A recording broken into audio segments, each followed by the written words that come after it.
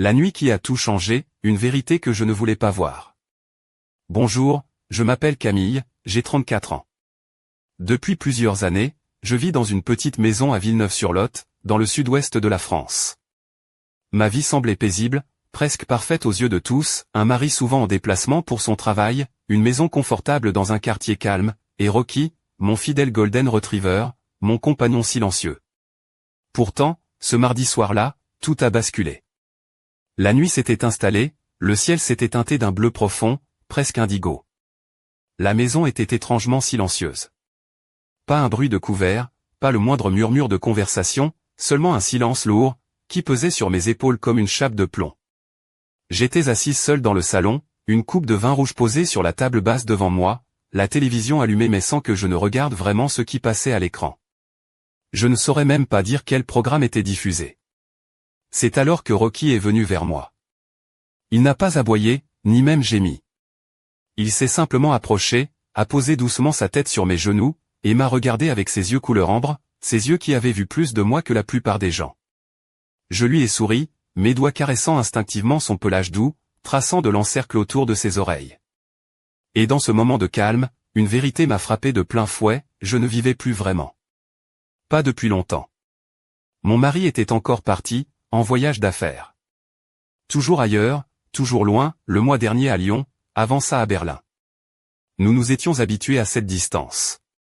Son travail nous offrait tout ce dont nous avions besoin, une maison confortable dans un quartier paisible, des petits déjeuners du dimanche dans des cafés charmants, des vacances au bord de l'océan Atlantique. La liste du bonheur, comme je l'avais appelé un jour. Mais malgré ce confort matériel, il manquait quelque chose d'essentiel, de l'intimité, de la chaleur entre nous. Il était rarement à la maison, et même quand il l'était, il semblait souvent ailleurs, distrait par ses mails, ses appels. Je ne lui en voulais pas. Je comprenais, ou du moins, je me disais que je comprenais. L'amour, ce n'est pas toujours des bougies et des baisers. Parfois, c'est accepter le silence, faire la paix avec la solitude. Mais au fil du temps, je n'entendais plus ma propre voix dans cette paix forcée. Cette nuit-là, Rocky n'a eu besoin de rien dire. Il est juste resté à mes côtés, la constante dans ma vie. Celui qui remarquait quand mes épaules s'affaissaient, qui venait se blottir contre moi quand je pleurais en silence dans la cuisine. Celui qui remuait la queue à chaque petite joie que je laissais entrer. Plus tard, j'ai éteint la télévision et je suis resté là, assise dans le silence, le corps chaud de Rocky contre le mien. Je lui ai murmuré à peine un souffle, « Que ferais-je sans toi ?» Sa queue a frappé doucement le sol, un son rassurant. Comme s'il disait, « Je suis là, tu n'es pas seul. » Je n'avais jamais dit ces mots à personne d'autre. Ni à mes amis, ni à ma famille, ni même à moi-même. Mais là, dans cette pièce sombre et silencieuse, j'ai enfin admis une vérité douloureuse, je me sentais seul. Terriblement seul. Pas seulement parce que mon mari était absent, mais parce que je m'étais perdu. J'avais oublié qui j'étais en dehors d'être sa femme. Ce que je voulais vraiment, ce dont j'avais besoin pour me sentir vivante. Cette nuit-là, tout a commencé à changer. Le lendemain matin, la lumière douce filtrait à travers les rideaux blancs de ma chambre, éveillant lentement la maison encore endormie. Rocky gambadait dans le jardin, heureux comme toujours, ses longues oreilles dorées flottant au vent. Je l'ai suivi du regard, un sentiment étrange me nouant la poitrine. Ce petit chien, fidèle compagnon depuis 5 ans, semblait être le seul véritable lien avec ce que j'avais été avant que la routine et l'absence ne m'engloutissent. Alors qu'il courait dans l'herbe, Rocky est revenu vers moi en tenant quelque chose entre ses dents, un vieux carnet relié en cuir, poussiéreux et usé par le temps. Intrigué, je l'ai pris et ouvert doucement, sentant sous mes doigts le papier jauni, fragile. Les pages étaient remplies de notes griffonnées, de croquis, de pensées éparses, écrites à la main. Certaines dataient de plusieurs décennies, à en juger par l'aspect du papier. Je me suis installé sur le sol de la cuisine, le carnet ouvert sur mes genoux, tandis que Rocky s'asseyait calmement à mes côtés, fixant le carnet avec une patience silencieuse. Les mots inscrits racontaient la vie d'une femme, peut-être une ancienne habitante de cette même maison, ou peut-être une étrangère qui avait traversé les mêmes tourments. Ces réflexions parlaient de rêves oubliés, de chemins non empruntés, d'une solitude profonde semblable à la mienne. Chaque page tournée réveillait en moi une douleur sourde, mais aussi une étrange consolation. Je n'étais pas la seule à me sentir ainsi, à être prisonnière d'une vie qui semblait bien rangée à l'extérieur, mais qui était vide à l'intérieur. C'était comme si cette femme, inconnue, m'avait tendu la main à travers le temps, me disant silencieusement que je n'étais pas seul dans cette lutte. Je levai les yeux vers Rocky, dont le regard doux semblait me dire « Tu trouveras ton chemin », ce simple échange me réchauffa le cœur. J'avais l'impression que ce carnet, ce trésor oublié, était un signe. Un appel à ne plus ignorer ce vide qui me rongeait. Peut-être était-il temps de sortir de cette léthargie, de redécouvrir qui j'étais vraiment. Plus tard dans la journée, je décidai de sortir profiter de l'air frais. Le parc du centre-ville de Villeneuve-sur-Lot était un endroit où je venais souvent me promener, mais ce jour-là, tout semblait différent. Les enfants jouaient sous la lumière dorée du soleil, les parents discutaient en souriant, et les coureurs passaient en rythme. Pourtant, je me sentais étrangement décalé, observant ce tableau habituel avec une clarté nouvelle. Je m'installai sous un chêne majestueux, ses branches imposantes offrant une ombre bienveillante. Je crois que j'ai oublié comment vivre, murmurai-je à voix haute, comme pour briser le silence qui m'entourait. Rocky s'assit à mes côtés, ses oreilles levées, attentif comme toujours. Pendant longtemps, je n'avais fait que patienter, espérant quelque chose d'indéfini. La clarté, le bonheur, un changement. Mais ce matin-là, j'ai compris que cette attente n'avait rien fait pour moi. Il fallait que je sois actrice de ma vie, que je reprenne la plume de mon destin, comme celle qui avait écrit dans ce carnet ancien. Le soleil commençait à décliner, jetant des ombres longues sur les allées du parc. Je sentais un frisson d'espoir, une étincelle fragile mais réelle. Peut-être que cette nuit, la page allait vraiment tourner. Ce soir-là, de retour chez moi, j'avais besoin de mettre des mots sur ce que je ressentais, de comprendre ce qui bouillonnait au fond de moi depuis si longtemps. Dans un vieux tiroir, j'ai retrouvé un carnet vierge, un de ceux que j'avais acheté lors d'une escapade à Bordeaux, pensant y coucher mes pensées un jour, mais que j'avais laissé de côté. Ce soir, il m'a semblé que c'était le moment parfait pour l'ouvrir. Je me suis installé à la table de la cuisine, la lumière tamisée d'une lampe de bureau éclairant faiblement la pièce. Rocky était à mes pieds, sa présence silencieuse et rassurante. J'ai pris un stylo et commencé à écrire. Pas pour les réseaux sociaux, pas pour plaire à quelqu'un, mais pour moi seul. Les mots sont venus, d'abord hésitants, puis plus libres, comme si une porte intérieure s'ouvrait enfin. Je racontais mes souvenirs, mes regrets, les rêves que j'avais mis de côté, comme on range un vase fragile dans un placard trop haut. J'écrivais mes peurs, mes frustrations, mais aussi mes envies. J'avais oublié que j'aimais écrire, que cela m'avait toujours permis de comprendre mes émotions, de me retrouver. Ce simple geste, tracer des lettres sur le papier, me redonnait un peu de vie. Pendant que je griffonnais, la maison semblait s'animer, comme si chaque mot faisait vibrer un monde en sommeil. Je me suis surprise à rêver d'évasion, de voyages, de rencontres inattendues. Je voulais partir, découvrir des lieux inconnus, goûter à des saveurs nouvelles, me perdre pour mieux me retrouver. Mais une question persistait, sourde, au creux de mon esprit, qu'est-ce qui m'empêchait vraiment de partir? Rocky leva la tête, ses yeux pleins de douceur, comme s'il attendait la réponse. Je lui ai murmuré, presque honteuse, pourquoi est-ce que je reste? Pourquoi ai-je peur de tout quitter? Lui, fidèle compagnon, ne jugeait pas, il écoutait simplement. Le lendemain matin, en passant devant la librairie du village, un petit flyer a attiré mon attention, collé sur la vitrine, atelier d'écriture créative réveille ta voix intérieure. Le cœur m'a fait un bond. Ce n'était pas Paris, ni même Toulouse, mais c'était un début, une promesse. J'ai pris une photo du flyer avec mon téléphone, et en rentrant chez moi, j'ai noté la date du premier atelier dans mon agenda. Sous la date, j'ai écrit en lettres majuscules, pas, juste part. Ce petit mot, simple mais puissant, sonnait comme un défi lancé à moi-même. Le soir, alors que le soleil se couchait lentement derrière les collines, Rocky s'est blotti contre moi sur le canapé. La maison était silencieuse, mais ce silence n'était plus oppressant. Il était rempli d'espoir, de promesses. J'ai levé les yeux vers le ciel qui s'assombrissait, et j'ai murmuré, peut-être que c'est le début de quelque chose de nouveau. Rocky a posé sa patte sur ma main, comme pour me soutenir. Pour la première fois depuis longtemps, je ne sentais plus que j'attendais. Je sentais que j'étais prête à agir. Quelque chose venait de changer, et je ne savais pas encore où cela allait me mener. Mais une chose était sûre, je n'étais plus seul. Ce mardi soir-là, le calme de la maison contrastait avec le tumulte dans ma tête. Installé dans le salon, une coupe de Bordeaux à la main, je sentais le poids de la solitude m'enserrer doucement, comme une étreinte froide. La lueur blafarde de la télévision projetait des images floues sur les murs, mais mon esprit était ailleurs, perdu dans un labyrinthe d'interrogations. Mon mari, Antoine, était une fois de plus en voyage d'affaires, cette fois à Marseille. Son absence devenait presque une habitude, un silence pesant que ni lui ni moi ne savions comment briser. Pourtant, il y avait Rocky, mon golden retriever, qui s'approcha doucement. Sans un bruit, il posa sa tête sur mes genoux, ses yeux ambrés emplis de douceur. Ce regard semblait percer la carapace que j'avais construite au fil des années. Je caressais son pelage soyeux, sentant une chaleur familière m'envahir. Ce chien, devenu mon confident silencieux, était le seul à vraiment me comprendre. Dans ce moment suspendu, une révélation m'a frappé, j'avais cessé de vivre pleinement, me contentant d'une vie vide de passion, une routine que je n'avais jamais choisie.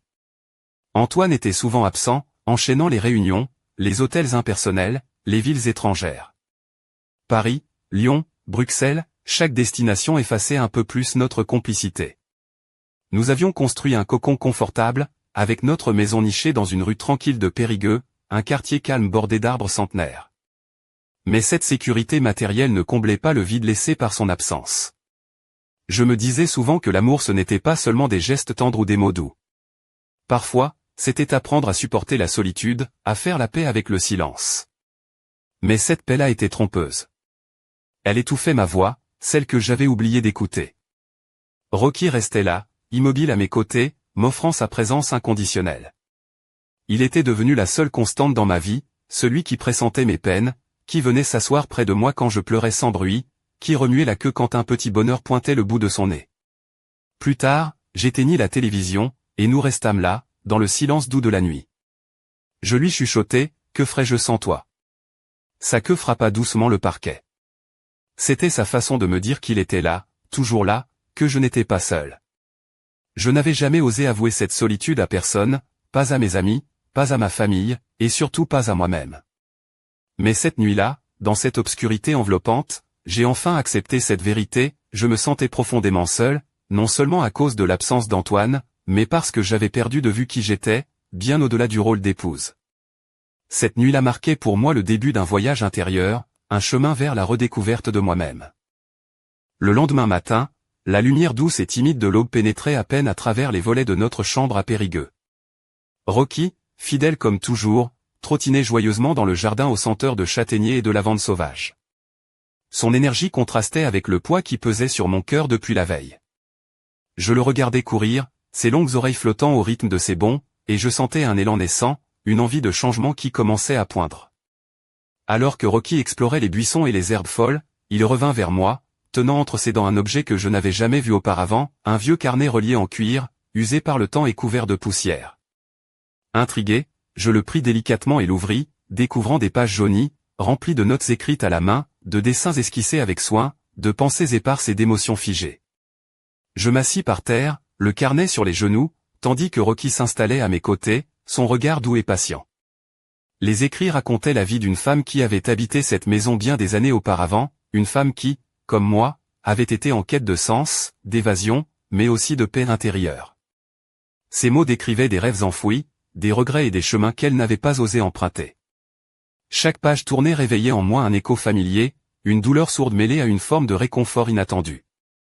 Je n'étais pas seul dans cette quête, dans cette solitude mêlée d'espoir. Quelque part, dans ce passé lointain, une autre femme avait ressenti ce même vide, cette même soif de vie. Je levai les yeux vers Rocky, qui me regardait avec une douceur infinie, comme pour me dire que tout allait bien se passer. Ce vieux carnet, ce lien avec le passé, devenait un miroir où je pouvais enfin me voir, non pas comme l'épouse d'Antoine, mais comme Camille, avec ses rêves, ses doutes, ses désirs. Plus tard dans la journée, j'ai décidé de sortir pour profiter du soleil doux de l'après-midi. Le parc municipal de Périgueux, avec ses allées bordées de platanes et ses bancs en fer forgé, était un lieu que je connaissais bien, mais ce jour-là, tout semblait différent, plus vivant, plus réel. Les rires des enfants, les conversations des promeneurs, le chant des oiseaux, tout paraissait plus intense, plus proche. Je m'assis sous un grand chêne, sentant la fraîcheur de son ombre apaiser mes pensées tourmentées. Je crois que j'ai oublié comment vivre, murmurai-je à voix basse, presque pour moi-même. Rocky vint s'asseoir à mes côtés, ses oreilles pointées vers moi, attentif comme toujours. Pendant longtemps, j'avais attendu, espérer que quelque chose change, que la vie m'offre un signe. Mais ce jour-là, j'ai compris que cette attente ne me menait nulle part. Il fallait que je prenne les rênes, que je reprenne ma vie en main, que je redonne du sens à mes jours. Alors que le soleil commençait à décliner, peignant le ciel de nuances roses et orangées, une lumière nouvelle s'alluma en moi. Cette nuit-là, quelque chose en moi avait changé. Je sentais qu'un nouveau chapitre de ma vie allait s'ouvrir. Ce soir-là, dans la pénombre apaisante de la cuisine, j'ai repris le vieux carnet en cuir que Rocky m'avait apporté la veille. La lueur douce de la lampe éclairait à peine la pièce, créant une atmosphère intime, presque sacrée. Assise à la table, le stylo en main, j'ai commencé à écrire, non pas pour plaire aux autres, ni pour suivre des attentes, mais pour me retrouver moi-même, pour donner une voix à ce que je ressentais au plus profond de mon être. Mes pensées s'entremêlaient sur le papier, souvenirs, regrets, espoirs enfouis, rêves que j'avais mis de côté depuis trop longtemps. Les mots coulaient, parfois chaotiques, parfois clairs comme une révélation. Cette écriture, longtemps oubliée, devenait une bouée dans l'océan de mes émotions, un moyen de m'ancrer dans le présent tout en explorant mon passé. Je me suis surprise à rêver d'évasion, d'aventure, de découverte. À imaginer des voyages hors de Villeneuve-sur-Lot, loin de cette routine qui m'étouffait. Je voulais goûter à la liberté, marcher dans des rues inconnues, manger des plats exotiques, me perdre pour mieux me retrouver. Mais une question persistait, lancinante, qu'est-ce qui m'empêchait vraiment de partir ? Rocky, fidèle compagnon, leva la tête et posa ses yeux pleins de tendresse sur moi. Sans un mot, il semblait demander, alors, qu'est-ce qui te retient ? Ce simple regard me renvoya à mes propres peurs, mes hésitations, mes doutes. Le lendemain, en me rendant à la librairie du village, mon regard fut attiré par un petit flyer affiché sur la vitrine, aux couleurs vives et aux lettres élégantes, atelier d'écriture créative réveille ta voix. Mon cœur s'emballa légèrement. Ce n'était ni à Paris, ni à Bordeaux, mais c'était proche, accessible, un début. J'ai pris une photo du flyer avec mon téléphone, puis, en rentrant chez moi, j'ai inscrit la date de l'atelier dans mon agenda. Sous la date, j'ai écrit en lettres majuscules, comme un serment, pars, juste pars. Ce mot devenait un défi lancé à moi-même, une promesse de changement. Ce soir-là, alors que le soleil s'éteignait lentement derrière les collines, Rocky vint se blottir contre moi sur le canapé. La maison était silencieuse, mais ce silence n'était plus pesant. Il était chargé d'espoir, de promesses à venir. Je levai les yeux vers le ciel sombre, parsemé d'étoiles, et murmurai, peut-être que c'est le début de quelque chose de nouveau. Sa patte sur ma main me réconforta. Pour la première fois depuis longtemps, je ne sentais plus que j'attendais. Je sentais que j'étais prête à agir. Quelque chose en moi venait de s'éveiller, et je ne savais pas encore où cela allait me mener, mais j'étais déterminé à le découvrir. Les jours suivants glissaient doucement, mais une tension nouvelle s'était installée en moi, comme une énergie prête à éclater. Je m'étais inscrite à cet atelier d'écriture créative, un petit groupe qui se réunissait chaque vendredi soir dans une salle chaleureuse de la médiathèque de Villeneuve-sur-Lot. Je n'avais jamais osé franchir ce genre de porte auparavant, toujours tenu par cette peur sourde de l'inconnu, de l'échec, ou peut-être simplement par la force de l'habitude. Pourtant, ce soir-là, j'y étais. Prête à me confronter à moi-même, à mes mots, à mes peurs. Les autres participants étaient un mélange inattendu, une femme d'une cinquantaine d'années avec un sourire franc, un jeune homme timide aux lunettes rondes, un retraité au regard vif. Je me sentis immédiatement à ma place, malgré l'appréhension qui nouait mon ventre. L'animatrice, une écrivaine locale nommée Sophie, nous invita à écrire sur le thème « La première fois que j'ai ressenti la vraie solitude ». Un sujet qui fit vibrer une corde sensible en moi. Je laissai mes pensées s'égarer, mes doigts traçant des phrases qui venaient du fond de mon âme. C'était comme si la plume ouvrait une porte secrète, dévoilant des émotions que je croyais enfouies à jamais. Mais alors que j'écrivais, une sensation étrange me traversa, un frisson, une présence, comme si quelqu'un, ou quelque chose, observait mes mots, les scrutait avec une intensité presque palpable. À la fin de la séance, en rangeant mes affaires, je remarquai un vieux livre posé sur une table, à moitié caché sous une pile de romans. Curieuse, je le pris. C'était un journal intime, jauni par le temps, à la reliure de cuir semblable à celle du carnet que Rocky m'avait trouvé. Mon cœur s'accéléra. Était-ce une coïncidence ? Ou un signe ? En feuilletant rapidement, je reconnus des extraits similaires, des phrases que j'avais lues quelques jours auparavant dans ce carnet mystérieux. Soudain, l'animatrice s'approcha de moi, un sourire énigmatique aux lèvres.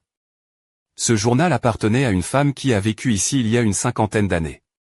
Elle a laissé derrière elle beaucoup de secrets, des rêves brisés, mais aussi des espoirs inébranlables. On raconte que sa disparition reste un mystère. Peut-être que tu es la première à t'y intéresser depuis longtemps. Un frisson glacé me parcourut. Je ne m'attendais pas à cela. Cette découverte changeait tout. Ce carnet, ce journal, n'étaient pas de simples reliques oubliées. Ils étaient la clé d'une histoire plus profonde, d'un mystère enfoui dans les murs même de ma maison. Je rentrais chez moi cette nuit-là le cœur battant, les mains tremblantes. Que signifiait tout cela? Était-ce un hasard cruel, ou le début d'un voyage dont je n'avais pas encore saisi l'ampleur? Une seule chose était certaine, ma vie venait de prendre un tournant inattendu, et je ne pouvais plus faire marche arrière. De retour chez moi, la nuit semblait plus dense, presque palpable, comme si l'ombre de cette femme mystérieuse planait dans chaque recoin de la maison. Le journal que j'avais trouvé à la médiathèque reposait sur la table du salon, ses pages jaunies ouvertes comme une invitation à plonger plus profondément dans ce passé oublié. Rocky, toujours fidèle, s'était allongé à mes pieds, son regard attentif fixant parfois les pages comme s'il percevait lui aussi le poids des secrets qu'elles renfermaient. Je repris la lecture, chaque mot résonnant en moi avec une intensité nouvelle. Les écrits dévoilaient une vie marquée par la passion, la révolte, mais aussi par la peur et la solitude. Cette femme, nommée Élodie, avait été une artiste, une rêveuse, qui avait osé défier les conventions de son époque. Pourtant, son histoire s'était brusquement arrêtée, laissant derrière elle un voile de mystère et d'angoisse. Alors que je m'enfonçais dans ces pages, un bruit survenant de l'étage supérieur me fit sursauter. Le cœur battant, je me levai pour aller voir. La maison, habituellement si calme, semblait soudain emplie de présence invisible. En montant les escaliers, j'entendis un grincement, puis un souffle léger, presque imperceptible, comme un murmure. Arrivé dans ce qui avait été la chambre d'Élodie, je découvris une vieille boîte en métal, cachée sous une latte du parquet. Mes mains tremblaient en soulevant le couvercle. À l'intérieur, des lettres jaunies, des photographies en noir et blanc, et un médaillon en argent orné d'une gravure délicate. Chaque objet semblait chargé d'émotions, témoin silencieux d'une vie brisée. Je me surpris à pleurer, submergé par une connexion inexplicable avec cette femme d'un autre temps. Son combat pour la liberté, sa lutte contre la solitude, résonnait étrangement avec ce que je vivais aujourd'hui. Était-ce un hasard si son histoire venait frapper à ma porte? Ou était-ce un appel, un défi lancé à travers les décennies? Soudain, une pensée m'effraya, et si le mystère de sa disparition était lié à quelque chose de plus sombre, quelque chose que personne n'avait jamais osé révéler? Une peur sourde s'insinua en moi, mêlée à une curiosité insatiable. Je devais en savoir plus, comprendre ce qui s'était passé, non seulement pour Élodie, mais aussi pour moi. Cette nuit-là, alors que la maison semblait vibrer d'une énergie nouvelle, je compris que mon voyage venait à peine de commencer. Et que ce que j'allais découvrir pourrait bien bouleverser à jamais le fragile équilibre de ma vie. Les jours suivants furent un tourbillon d'émotions intenses, comme si la réalité elle-même s'était métamorphosée en un roman palpitant dont j'étais le personnage principal. Chaque découverte sur Élodie semblait décupler le mystère, chaque lettre, chaque photo, chaque objet devenait une pièce cruciale d'un puzzle complexe que je n'arrivais pas encore à assembler. Mais alors que je pensais toucher du doigt la vérité, tout prit une tournure inattendue. Lors d'une promenade au marché de Villeneuve-sur-Lot, une femme âgée s'approcha de moi. Ses yeux, d'un bleu perçant, me fixaient avec une intensité désarmante. Sans un mot, elle me tendit une enveloppe scellée, puis disparut aussi soudainement qu'elle était apparue. Tremblante, je rentrai chez moi pour ouvrir cette lettre. À l'intérieur, des mots écrits à la hâte, d'une écriture nerveuse: Camille, tu joues avec le feu. Éloigne-toi du passé d'Élodie avant qu'il ne soit trop tard. Certains secrets doivent rester enfouis. Mon sang se glaça. Qui était cette femme? Que savait-elle? Et surtout, quel danger semblait-il m'attendre? Cette mise en garde jetait une ombre menaçante sur mon enquête, transformant ma quête de réponse en une aventure dangereuse. De retour dans la maison, je sentais chaque pièce, chaque mur, comme chargé d'une tension électrique. Rocky, habituellement si calme, était agité, couinant parfois à des endroits où rien ne semblait se passer. Le passé d'Élodie, que je croyais pouvoir apprivoiser, me renvoyait désormais une image plus sombre, plus dangereuse.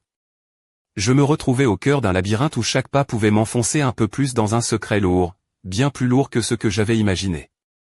Était-ce seulement une histoire de solitude et de rêves brisés, ou bien y avait-il une vérité plus terrifiante à découvrir? Je ne pouvais plus reculer, mais la peur grandissait, mêlée à une détermination farouche. Cette nuit-là, je compris que ma vie venait de basculer dans une réalité où passé et présent s'entremêlaient dangereusement. Et que la suite de cette histoire pourrait bien être plus explosive que tout ce que j'avais pu imaginer. L'atmosphère dans la maison était devenue presque irréelle, comme si les murs eux-mêmes retenaient leur souffle. Chaque pas résonnait avec une intensité nouvelle, chaque ombre semblait cacher un secret prêt à surgir. Rocky restait à mes côtés, vigilant, ses yeux scrutant l'obscurité avec une attention presque surnaturelle. Je tenais encore la lettre mystérieuse dans mes mains tremblantes, ce message énigmatique qui m'avait mis en garde sans m'en dire plus. Une course contre le temps semblait s'être engagée, une lutte silencieuse entre la vérité que je cherchais et les forces invisibles qui voulaient la garder enfouie. Je me plongeai une dernière fois dans le journal d'Élodie, cherchant un indice, un détail qui pourrait éclairer ce mystère. C'est alors que je découvris une page griffonnée à la hâte, presque illisible, où elle évoquait un rendez-vous secret, une nuit où tout aurait basculé. Une adresse, une date, et un nom, Lucien. Mon cœur battait à tout rompre. Qui était-il? Était-il la clé de cette énigme? Mais ce qui me glaça le sang, c'est que cette date correspondait à la nuit même où Élodie avait disparu. Une décision s'imposa à moi, claire et irrévocable, je devais me rendre à cette adresse, affronter ce passé qui me hantait et découvrir enfin la vérité, quelle qu'elle soit. Rocky et moi, nous allions plonger dans l'inconnu, dans cette histoire qui avait déjà changé ma vie à jamais. Alors que je m'apprêtais à franchir la porte, un dernier regard vers Rocky, complice silencieux de mon aventure. Je lui murmurai, quelle que soit la suite, nous la vivrons ensemble. Sa patte dans ma main était un serment, une promesse. La nuit enveloppait Villeneuve-sur-Lot, mystérieuse et pleine de promesses. Et moi, au seuil de l'inconnu, prête à affronter ce que le destin m'avait réservé. Mais une question demeurait, suspendue dans l'air frais, allais-je vraiment être prête à entendre la vérité?